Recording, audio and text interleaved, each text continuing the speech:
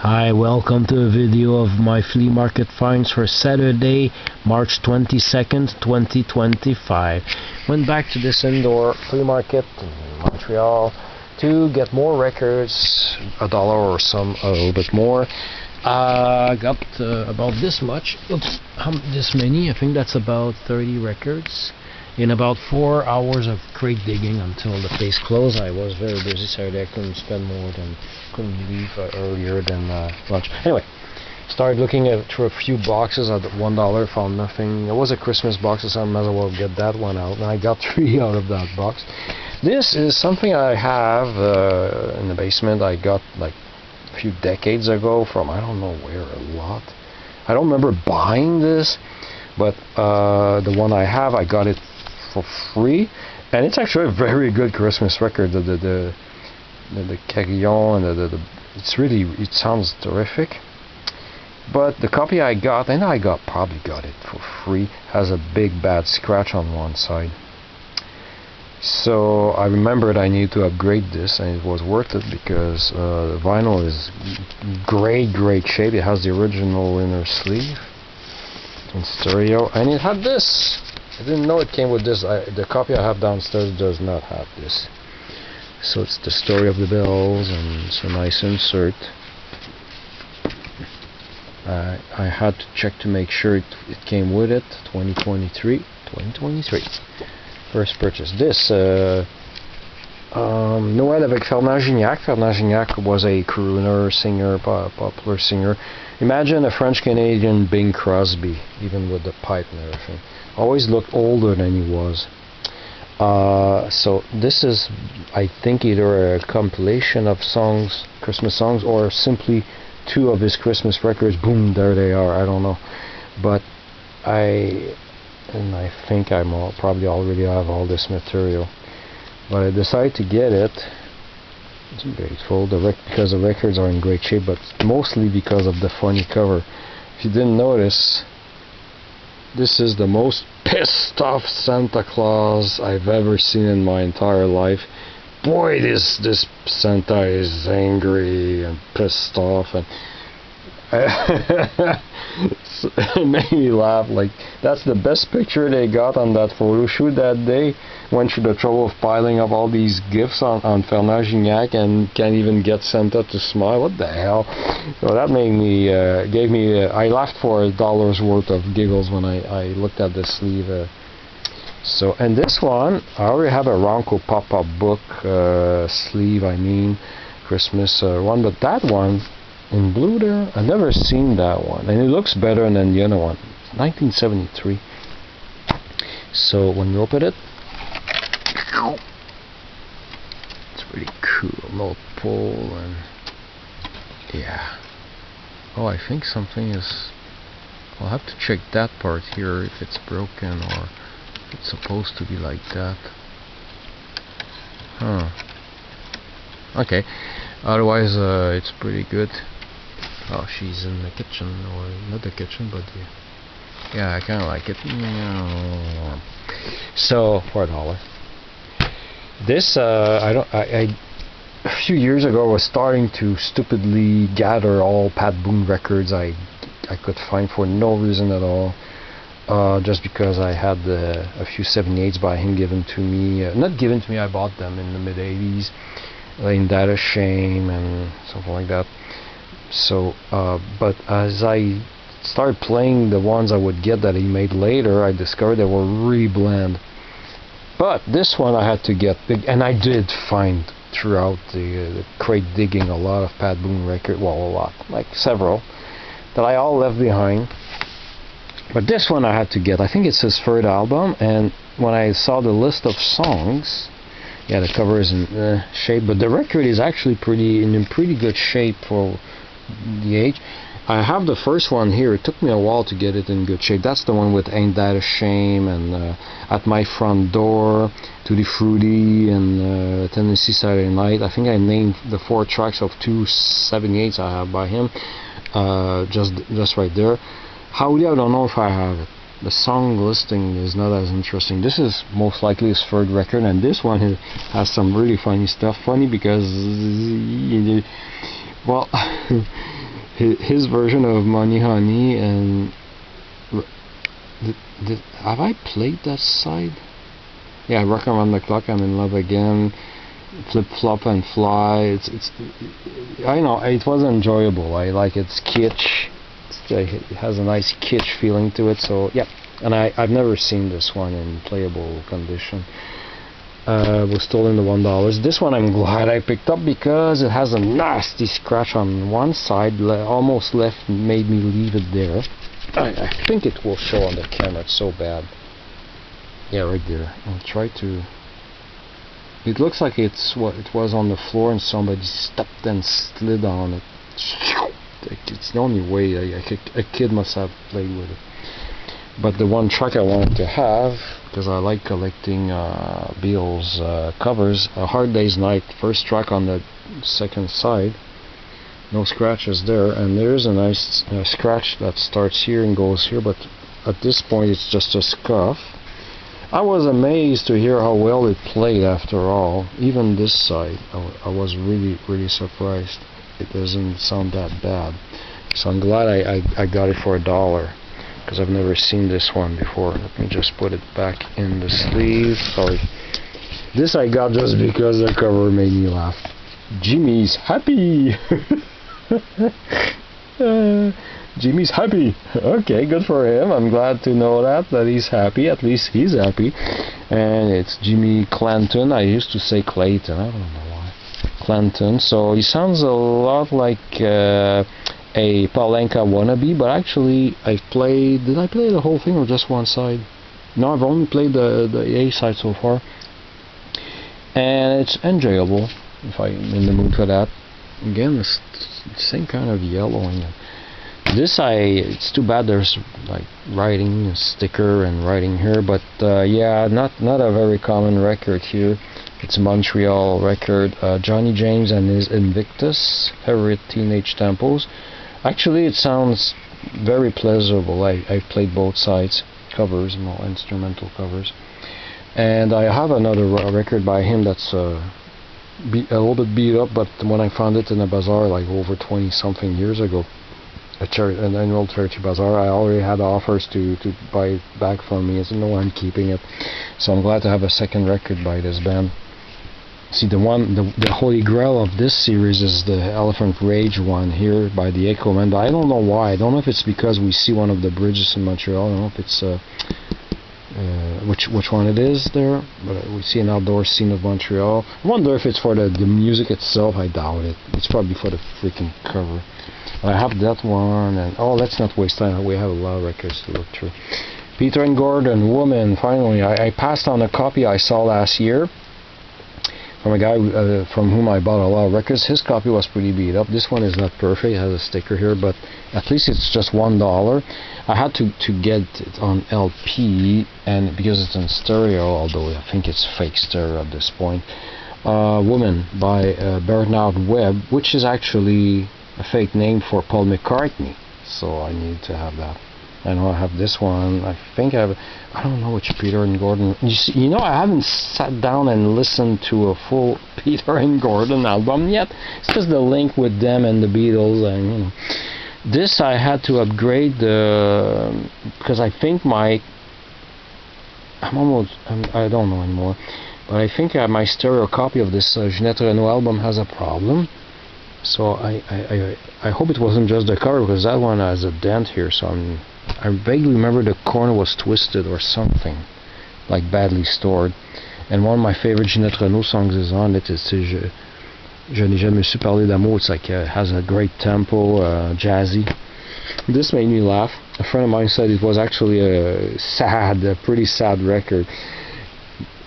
Tons of fun for youngsters. The talking record for boys. A fascinating participation game. So it's just this woman talking to the kids, leaving some spaces for the kid to answer back. Hello, what is your name? How old are you? And there's some awkward silences and arbitrary number of seconds left between her comments and questions. So I can just imagine. Oh, it was awkward when I played that. I kept, oh my God, how they I imagine the kid trying to answer or not having an answer to give, or questions like, what are your I don't remember. Making a question about the brothers and sisters of the child, but what does the child answer if he's a only child, stuff like that. I got it because it's an oddity. Oh, Rin Tin Tin. That would be cool to find. What other cheesy thing there? No, that's about it. Captain Kangaroo TV parody. Yeah, Captain Kangaroo, I'm more interested in the mid 70s stuff, because that's when I used to watch it. Anyway, so and the Rhino is in good shape for $1. Mimi dessus ne vient plus frapper à ma porte. Cover is yeah, crazy about the cover, but the record is nice, so I got it. I know. I like late 60s, early 70s French Canadian pop singers stuff. It's very, very not necessarily bubblegum. It's not that colorful to listen to, but I like that stuff. This I had to take because, well, any pop music harp that's not classical and when the harp is prominent. Main thing you hear, I don't know. I always check the song listings, and there's a Are You Lonesome Tonight? Are You Lonesome Tonight played at the harp, so I had to get it just for that, so $1. Victrola America, cool label. Gershwin plays Gershwin, so he has the 1924 acoustic recording of Rhapsody in Blue, although I prefer the 1927 second recording because that's his first electrically recorded version, which I have on a 12-inch 78, but it has other things as well. Okay, Tiptoes, An American Paris, so for $1. Yep. Gary Lewis and the Playboys, she's just my style. Collect Gary Lewis records. I like him. I still don't have Everybody Loves a Clown. I want that one. Well, I think a session with Gary Lewis. That's one I left behind. It was in yucky shape. This diamond ring I've had for a few years now. So the problem with this record is that it was made by London Records of Canada, and sometimes they had problems pressing their records because there's something wrong with the surface of the record or the deepness of the groove, I don't know, but when you play them, even though they look new, they sound like your needle is almost gone, almost totally worn out, but it's not your needle, it's the actual record that plays like crap. So as you move on towards the A side, it sounds terrible and more terrible. I thought there was a big ball of dust stuck at the end of my stylus. But no, it's just a bad pressing. The B side is okay. I have a 45 by Jen and Dean with that problem. It has a bucket T. And it was not a scratch on it. Almost never played, but it's bucket T. So I'll have to upgrade that one. I have to remember it's in stereo. So I have to find the stereo version. I'm always attracted to add to my collection any records that is from by an actor from a TV show. So he was in Bonanza. I have a couple of Bonanza records, I think. Well, I think I have a couple. I know I have at least the Christmas one. The other one I'm not sure. I think I do. So Long Green, the man, in great shape. Arnold is in great shape. Henry Mancini did the music. It's in stereo. Yeah, why not? And then I had 3 because he had some boxes marked $1. He had some boxes marked 1 plus. Those didn't have any prices on them, so I had to make a separate pile where he would put prices afterwards, and I would decide if I want them or not. I don't remember removing anything or barely any records that day. I know the following day I have. So I had picked 3 records that he. Well, I'll show them to you and then I'll tell you how much they were. So this I was really, really happy because I collect Fats Domino records, and this is his ABC Paramount period. No hits, but still good music, and I want all of them. I do have a terrible condition copy of the one on fire, I think it's called, and he's riding a fire truck, and there's bad water damage on the cover. So that's one I need to upgrade. But this one I don't have at all. Unfortunately, well, aside from the writing there's a lump of vinyl on the next to last track of the B side. Now I don't think the camera will pick this up. So it was made by Spartan, London, Ontario, where one of my best friends live. This right here, I thought at first was some piece of dirt stuck to the record, so I tried to carefully remove it, but I discovered yeah, I probably did this little scuff, like, well, it's a lump, so I don't know yet if I can do some precise manipulation with something sharp, but to be very careful not to scratch the record, to try to chip it off so it makes it safer to play through, because I'm afraid to let my stylus play that. Otherwise it sounds pretty cool, pretty great. They forgot to write the title of that track, oddly enough, on the record. They skipped one track. They wrote the title of the 6th track. I think the track is Song for Rosemary. Let me put that back in the sleep later. This Johnny Hallyday, 1974 or 73 or 74. I think it's 74. All of these little bits of, you see the cover opens like this. Well, the record obviously belongs inside the sleeve, but Johnny Hallyday. The record is in good shape. It's the cover that's beat up, but I'll try to restore it by applying some glue stick on these little bits of sleeve that all crinkled like that. So I showed that to him. I showed him the lump. Then this Creative Source Migration on Sussex. I know I have 145, at least I bought at the other flea market I usually go, and it was good. So the problem is, like, the cover is worn. The record looked a little, many scuffs and crap and fingerprints and stuff, but actually it plays much better than I expected. It was a nice surprise, and it's good music. Well, because I had been digging through boxes, heavy I forgot to prepare photos.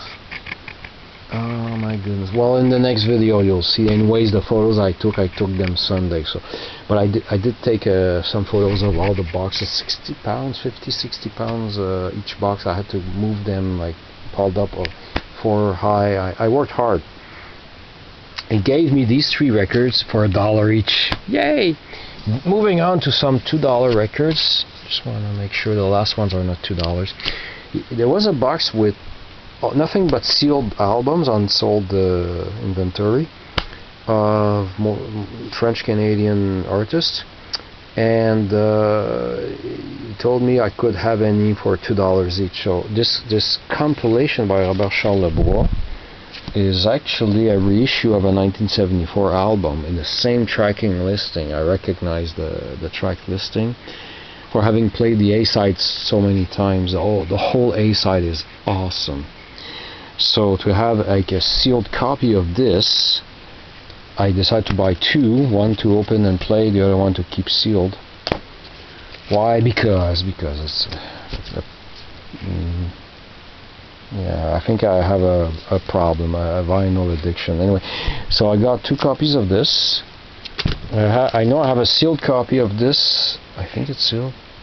Yeah. And I never opened it to play it because it's not his best record. I'm a completist for Robert Charles Lebois. So I decided to get this other copy, and I'll open one of the 2 eventually. These are Diane Dufresne records, but 1980s stuff, and I'm not into that period too much, but for $2, since it's sealed, decided to get this Follement Vôtre album from 1986, sealed, and Top Secret, Diane Dufresne, 1987, really not my favorite period of pop music, but sealed. These are not sealed, they're $2, but they're cool stuff. Everyone's Gone to the Moon and Other Trips, the T-Bones, Let's Go Get Stoned, and Yeah, not a scratch. US pressing, $2. Yes. There was no price on this record. He came back to he came back to see me because I was in the back store, and a few times, and then I had gathered these records. I gave them to him. He brought them back much later with prices on them, and I said $2. Oh, thank you. Like he was very generous with his pricing. This is a slight upgrade to a copy I already have, but mine it has a split cover. So this one, yes, you're a good man, Charlie Brown. The record is in great shape. It's a gatefold. Come on. Oh yeah, we have all these. Oh, he's very happy here. So yeah. Oh my God, he's so freaking young. Look at this kid, Charles Schultz. What year is that? Damn, wow, so young there. $2. Yoink. This I was happy. Errol Garner, my favorite pianist. Oh yeah. $2. Now playing Errol Garner on MGM. Played a few all of these records I've played a few seconds of each record just to check the condition. And this was awesome. A live show by Annie Cordy, Bobino 1968, copie française importée de France. J'en ai fait jouer quelques secondes et c'est comme si ça avait été enregistré hier. Sounds perfect. French pressing. I systematically collect Annie Cordy records. So yes, please, $2. Now we're moving on to a $3 record. Ray Nance, Body and Soul on Solid State. And well, I think it opens. Let me see. Yeah, Ray Nance, Body and Soul. It has a Hard Day's Night. That was enough to make me buy it. So it's I didn't know I didn't have time to read all the stuff there. So it turns out it's jazz with violin jazz. So it's I only knew Stéphane Grappelli in terms of violin and jazz. So this will be interesting to listen to. So yes, $3 is a very fair price. Then I found this. Unfortunately, there's some Sharpie marks there, and right here. The record is in fine shape, and he put a price tag of $4 on that one. I thought that was pretty fair because I needed this. If you remember one of the last videos, he gave me a water damaged copy of this, told me to hold on to it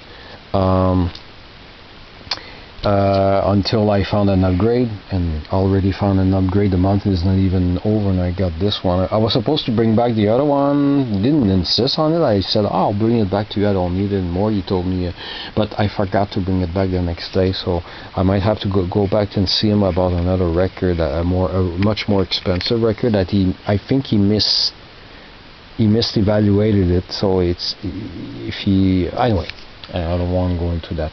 The video is already 23 minutes long. So Noel Is There, More Life Than Dancing Is There, More to Life Than Dancing. It's a Cisco album. The only song that I haven't played the whole thing, but the one song I think I will like more than the others is I Want a Man. It sounds great. But because I collect Sparks records, I'm a big fan of Ron and Russell Mayo. They produced, they're behind this record, so that's why I needed to get this. And finally, introducing the Beau Brummels. When I found that, I was so happy, but I was very nervous, but waiting for the price that he would put on it. I was hoping it wouldn't be too high. So when he put the price tag of, he explained to me like what he saw, and he saw it between this and that on Discogs, but he for always like I don't know if he felt sorry for me or something, but he let me have it for $5. I said yes, so I was so happy. I don't remember how much in my head I was willing to pay for it, but it was between 5 and 10. My maximum might have been 7 or 8. I don't remember. So it sounds pretty good. No scratches. And in case you don't know the Beau Brummels and Laugh Laugh, I won't be able to play it with audio because of copyrights. But those of you who grew up with the Flintstones, this is on Shinrock instead of Shindig. And it's that song. Well, I won't play the audio, but if you've seen this as often as I've seen the Flintstones, that's the song. I only had so far this song on a polystyrene 45 reissue. I hate polystyrene 45, so I'm really glad to have this. So yeah, I got all of these records, and thanks for watching. Yay!